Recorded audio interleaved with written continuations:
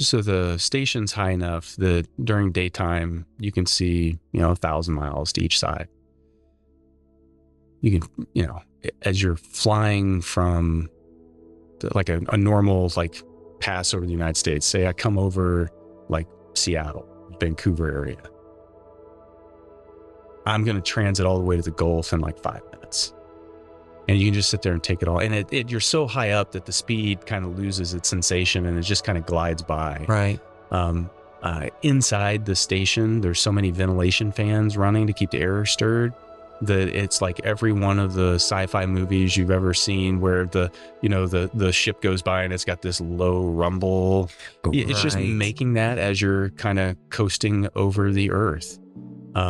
You see the geographical features because you're high enough up that you can appreciate, here's a volcanic rift, or the Grand Canyon's there, or mountain ranges, or you can see glaciers and snow-covered peaks. You can see sand dunes.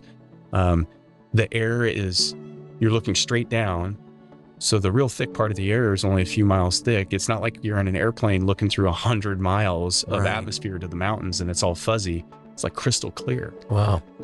And so you see all of that, and you're just going around and absorbing it. And there's all these like things that just, you're trying to anchor it on something And the reality is you're building the thing you're going to anchor your perspective of the world for the rest of your life. When I say close your eyes and think of the United States, you're going to think of a map. Yeah. And it's got borders and it's got all that stuff on there that's man-made, and it highlights all the man-made stuff. And then when I think about it, I'm going to be able to look in my mental picture and go, okay, so this is what North America looks like. And for the most part, during the daytime, you don't see cities. They just blend in. All the traces of humanity just blend in. And that gives you this connected perspective. And then we're going around the Earth every 90 minutes. And so I'm in the daytime for roughly 45 minutes, and then I'm in the dark for 45 minutes. And as you transition from the daytime, which it's the sun's, you can feel the heat coming through the windows. It's blinding bright, so bright that you don't see any stars. It's just black sky. But once you go into the nighttime, then your eyes start to adjust. It gets dark enough that you can see the atmospheric glow. And so you've got this glow of the atmospheric in the distance on the horizon that's kind of highlighting, like, you may think that there's a lot of stuff down there, but the reality is most of that is below the surface of the Earth and nobody lives there. And so the atmosphere is just kind of highlighting, hey, this is where everything that lives, everything that you care about, it's in this little band. And so it's in the fuzz of the peach that you actually are concerned about. And as your eyes open up, that what was a pitch black depth behind the Earth, stars start to come out.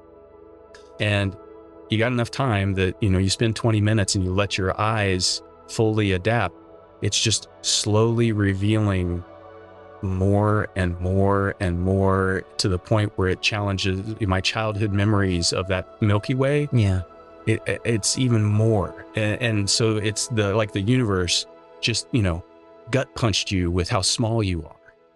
And hey, let me just slowly reveal how much is out there, and you're on this little rock. And so it's humbling.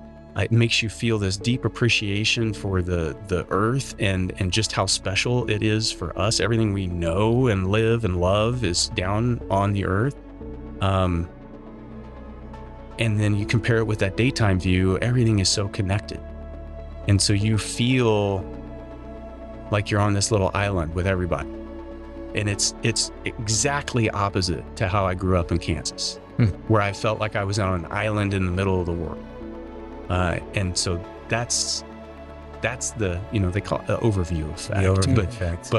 But that's the thing that never gets old.